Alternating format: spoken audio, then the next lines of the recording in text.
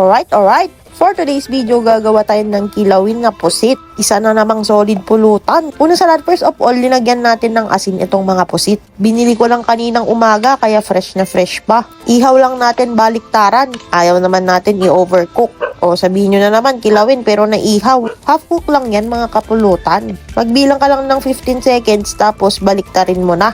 Papatayin lang natin yung mga bakterya kasi kaninang umaga pa natin binili yan. Para magkaroon na rin siya ng smoky flavor. Alright. After 30 seconds, okay na nga yan mga kapulutan, kaya isi-set aside ko na. Ganon lang kabilis. Papainitin lang natin sa uling. Pag naihaw kasi ng matagal yan, kukunat mga kapulutan. Gusto natin yung malambot pa sa loob. Parang ganyan, oh. Kita nyo yan? Hilaw pa yan sa loob mga kapulutan. Hihiwain lang din natin to ng bite size kasi nga pulutan. Pwede rin namang mas maliliit kung gusto nyo para mas matipid sa pulutan. Lalo na kung may mga kasama kayong kung fu mulutan parang ulam. Alright.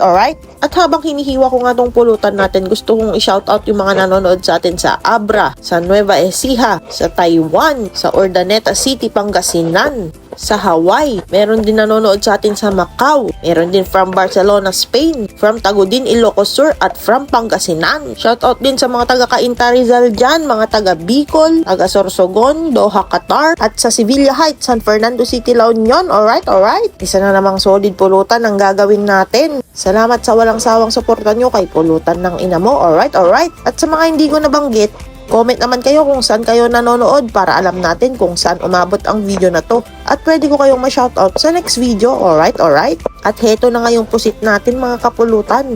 Napakalambot niyan at napaka-juicy. Hindi overcook, kaya masarap pulutanin. Alright.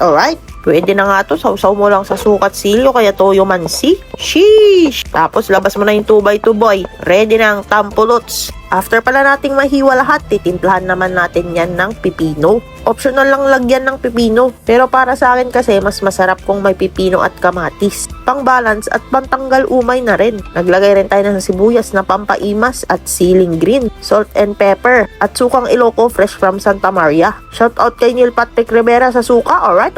Nag-squeeze na rin tayo ng lemon para sa konting asim. At saka natin yan imemekos-mekos. Raramas-ramasin lang natin ng may kasamang pagmamahal. Alright.